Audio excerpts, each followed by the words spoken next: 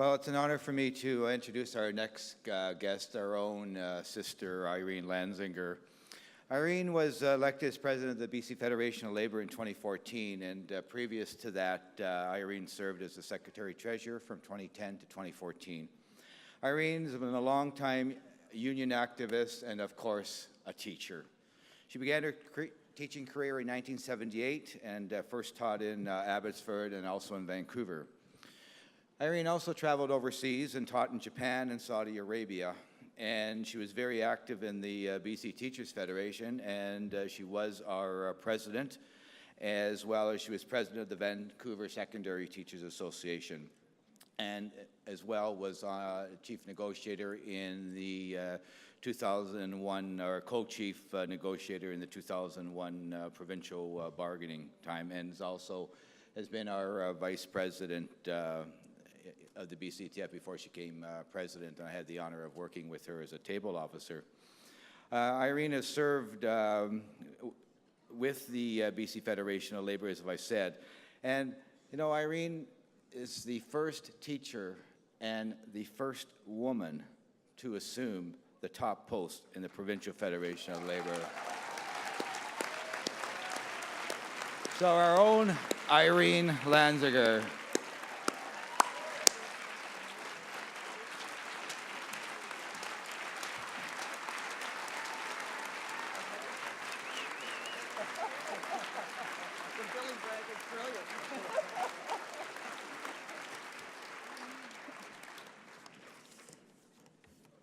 Well, thank you, Jim. I can't tell you what a great pleasure it is to be here as president of the BC Fed talking to the BCTF AGM. It's kind of surreal, I have to tell you. It's a wonderful, wonderful feeling. And I bring you the greetings and the love, because I get to speak for them, of the 500,000 members of the BC Federation of Labour. I've been coming to AGM since 1993, and it's only the last 4 that I haven't had a voting card, and I kind of miss that voting card, I have to tell you, so I'll be here for a few days, so if my hand goes up, hey, I got myself one. I like to think of the AGM as the BCTF's immersion school in Robert's Rules of Order. I recall a few years ago, 4 years ago I think it was, the BCTF reached a new milestone when there was an amendment to a resolution to add a comma. Remember that? It failed. And I'm never, I have to consult my English teacher husband on the meaning of the failure of the amendment to add a comma. But you are unique, I think, in the labor movement in your commitment to grammatical precision, I have to say. I've attended many conventions, many different unions, never seen that in any other one. But we all know you're here for bigger reasons than grammatical precision. Grammatical precision is important. I don't want to offend any English teachers in the room, but we're here for bigger reasons. You're the core leaders and activists in your union, and I want to talk to you about why that's so important. When I was a table officer of the BCTF, Janet Steffenhagen, remember her, she wrote an article in the Vancouver Sun, and she referred to the mighty BCTF. And for some reason, I just had this image of us all running around with little Mighty Mouse capes. But that was one journalist's analysis. Rod Mickleborough did an article in BC Business Magazine on me when I got the job of BC Fed president. Who knew BC Business Magazine? This was a new experience for me. And in that article, he described me as coming from the militant BCTF. And at first, I didn't like that word. I actually talked to Jim about it. Jim liked the word militant, not surprisingly. And we talked about that, and I came to like it. And the reason I came to like it was because what it means is that the BCTF takes on the fight. You take on the fight. You take on the fight for the rights of teachers, and that's the fight for all union members. That's the fight for the labor movement. It's the fight for all workers in BC. You also take on the fight for the defense of public education, So critical to our society, public education. And the BCTF is at the forefront of that important fight. And that's why the BCTF is described as militant. You never back down. I love that about the BCTF, and it is incredibly important to British Columbia, to the labor movement, indeed to our country. One of the major problems of our time, I think we face two incredibly significant problems in our world today. One is poverty and inequality, and the other is climate change. I'm not going to talk a lot about climate change, though I could, and we're engaged in that in the labor movement, and I think we're doing important work. I'm going to talk about an issue that is closest to my heart, and that is the fight against poverty and inequality. Oxfam has this unbelievable statistic. If you take the wealth of the richest 85 people in the world, that is equal to the wealth of the 3.5 billion poorest people in the world. It is an incredible statistic about the inequality in our world now. And it's true in Canada too. Sometimes we think we are better, and we are probably slightly better, but we have increasing inequality in Canada too. The Broadbent Institute says, their statistics, the top 10% of Canadians account for almost half, 47% of the wealth. And BC is the most unequal province. In BC, the top 10% of British Columbians account for 56% of the wealth. The bottom 30%, 1% of the wealth. We live in a deeply unequal society in Canada. And we add to this crisis by falling unionization rates. But here's where the labor movement comes in. There's a direct relationship between unionization rates and equality in society and distribution of wealth. The more people in unions, the smaller the gap between rich and poor. There's a graph from the Economic Policy Institute in the United States, and it shows the unionization rate compared to the top 10% of earners. And we know that in the United States, the unionization rate has gone down. And at the very same time, exactly mirroring that, the percent of wealth owned by the top 10% goes up. Unions force employers to share their wealth. Unions force corporations to share their profits with workers, as they should. So we need to put a new force into organizing into unions. And we will be doing that in the face of legislation, both provincial and federal, that makes it more difficult to organize in unions. But that's going to be a major focus of the Federation, because more unions means greater equality. And of course, we don't just fight that fight for unionized workers. You all know about our Fight for 15 campaign, our minimum wage campaign. We took that on because we believe in fighting for the poorest workers in our province, and those are workers working at minimum wage.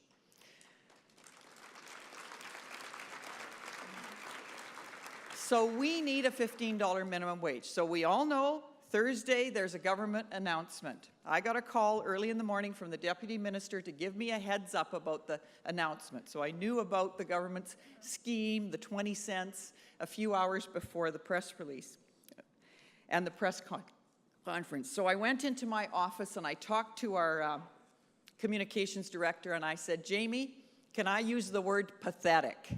And she said, yes, Irene, you can use the word pathetic. And I used that word in almost every quote all day in the media, because it was absolutely pathetic, pitiful, insulting, a joke. There is no end to words that you could use to describe a 20-cent increase to the minimum wage in September, and then tied to inflation, forever entrenching poverty as a burden on minimum wage workers in this province and low-wage workers. You actually have to work at almost $14 an hour to reach the low-income cutoff in this province. So everybody working below $14 an hour can work full-time and live in poverty. That is absolutely shameful and should never happen here or anywhere else.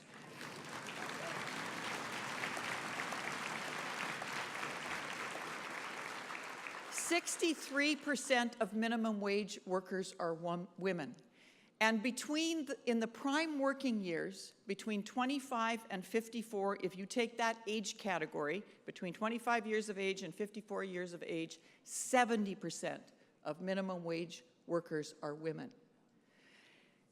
If you are the child of a single parent in this province, if you are the child of a single mother, let me correct that, if you are the child of a single mother in this province, you have a 50% chance of growing up in poverty.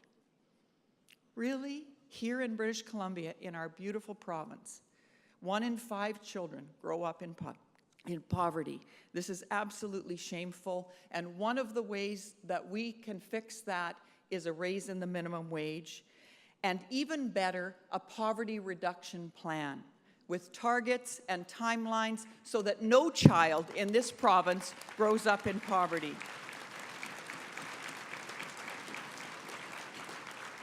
Now, we've all heard the arguments from the Canadian Taxpayers Federation and the Fraser Institute about how the sky will fall if we raise the minimum wage. Don't believe any of it. It is not true. Last time they increased the minimum wage in this province, the employment numbers went up. Seattle's doing it, San Francisco's doing it, large parts of the hospitality sector in LA, CTAC already has a minimum wage of $15 an hour and no drastic consequences on business. The mayor of SeaTac was in the Globe and Mail the other day saying no businesses have closed as a result of the minimum wage. And you know why? Because if you have a worker who's earning $10.25 and you give them $15 an hour, what do you think they do with that money? They are not putting it in a Swiss bank account. They are not taking a European vacation. They are spending that money in the economy. They're actually buying healthier groceries for their children.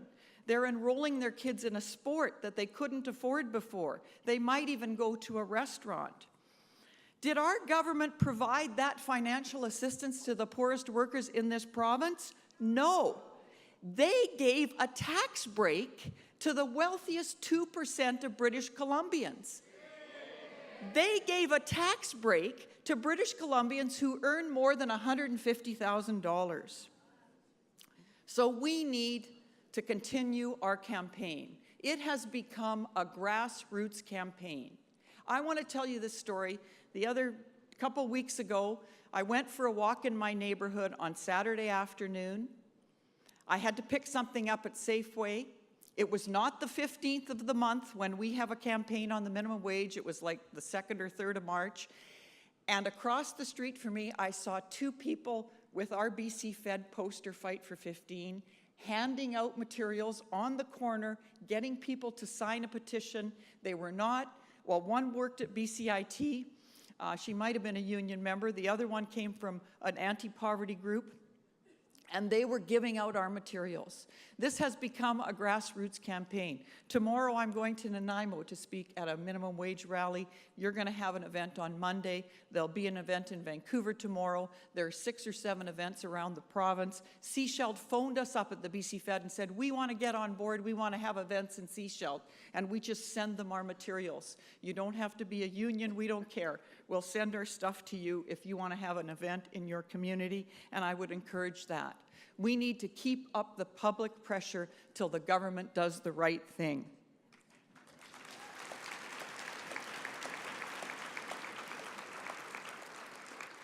I want to talk to you, though, about another important aspect of the fight for equality. There's an American economist, his name is Robert Reich, and he wrote this book called Inequality for All. And he talks about this growing inequality in the United States and what a significant problem it is. And he talks about 2 things to counter that growing inequality. One is higher rates of unionization. And he's not a huge, big union guy. He just talks about how you have a more equal society when you have higher rates of unionization. But number 2, fair taxation. And we have lost fair taxation. We have governments both provincially and federally that have bought into the austerity agenda. And In the name of tax cuts, what do the rest of us see? We see reduced public services. We see increased user fees for everything from healthcare to transit to hydro to tuition. We see cuts to public education and healthcare. We see very, very damaging effects of those tax cuts and effects that have ultimately increased inequality. This narrative of cutting taxes and cutting public services is undermining the basic principle in our society that we built our country with, and that is that fair taxation is for the collective good, that we pool our money, we put our money together, and that's how we build our healthcare system, our public education system, our social assistance system, our roads, our highways, our guarantee of clean water, all of those things. We know that when everyone in our community has the resources they need to succeed, we all do better.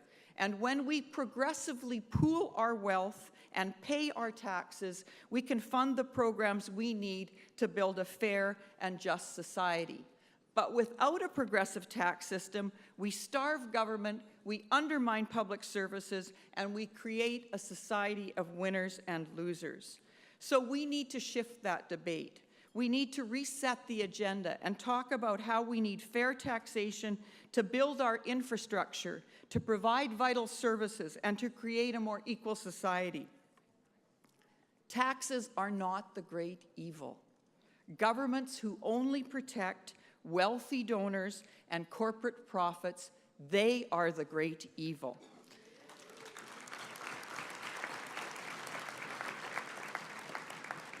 And that leads me to Stephen Harper. There is no doubt that what we need in this country more than anything else is a new federal government.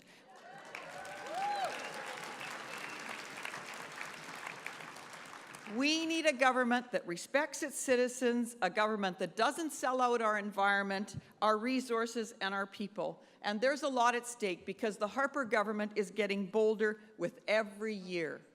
Passing legislation that undermines union organizing, union bargaining, union membership, dismantling public research and muzzling scientists, closing much-needed Coast Guard stations, destroying our postal system, creating a surveillance system that will severely infringe on our critical human rights like freedom of expression and freedom of association, the right to organize and protest government actions that we are deeply opposed to. This federal government is doing all of those things and more. And at the same time, they're advancing an agenda that has already seen tens of thousands of public servants handed pink slips, causing, again, drastic reductions in vital public services. You know, the Harper government scares me to death. But it's not what scares Harper, he's not what scares me most. You know what scares me most? People who say it doesn't matter who you vote for. Really? Of course it matters who you vote for. There's a big difference between governments that hate unions and attack us and governments that support unions and believe in the work that we do. We will elect a progressive government in this province, and we will elect a progressive government in this country. One day, I hope, and I will fight for that.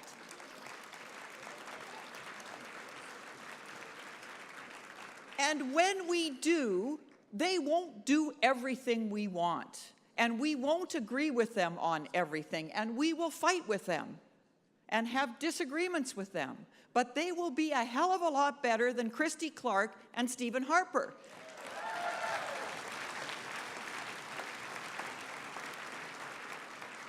You know, in my time in the BCTF, not so much now because people expect me to be political, but when I was in the BCTF, I was sometimes, even often accused of being too political.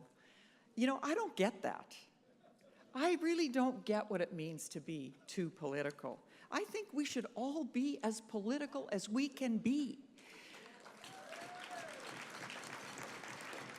And the reason is that everything depends on politics.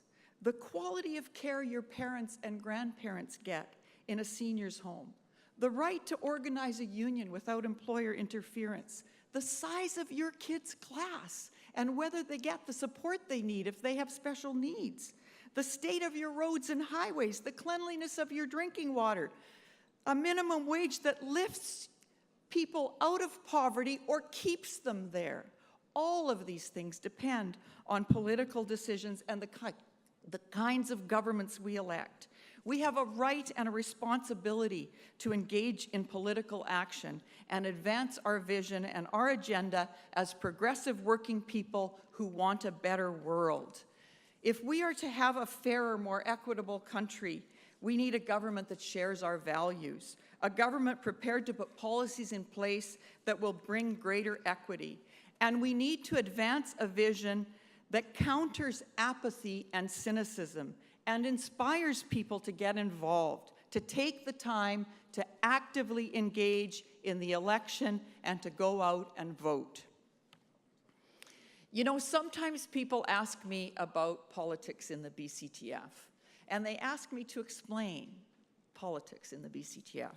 And my response to that is, have you got 5 hours? Because I think it would take me that long. And sometimes you and others ask me to explain politics in the BC Fed. And my response to that is, I don't understand it, so no time at all to, I really don't get it. So we have complicated politics in our families, in our unions, in our labor movement, but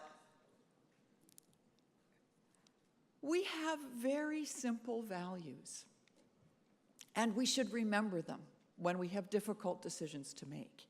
And those values are, we're stronger together. We need to look after each other. We need to look after our most vulnerable members in our unions and in our society. And we will never achieve anything if we don't stick together. And these are not just our values. They're the values of Canadians. If we're going to take on these major challenges we face, poverty, inequality, cleaning up the environment, we need to do more than work together in our unions and in the labor movement. We need to build a movement that includes every person and organization that shares those values. And we need to shift the conversation and remind Canadians that they share those values too. And we can and should have a more equal distribution of wealth and ultimately a fairer, more just province, country, and world. We'll be working on that at the BC Fed, and we know that all of you in your wonderful, mighty union will be working with us every step of the way. Thank you very much. Thank you.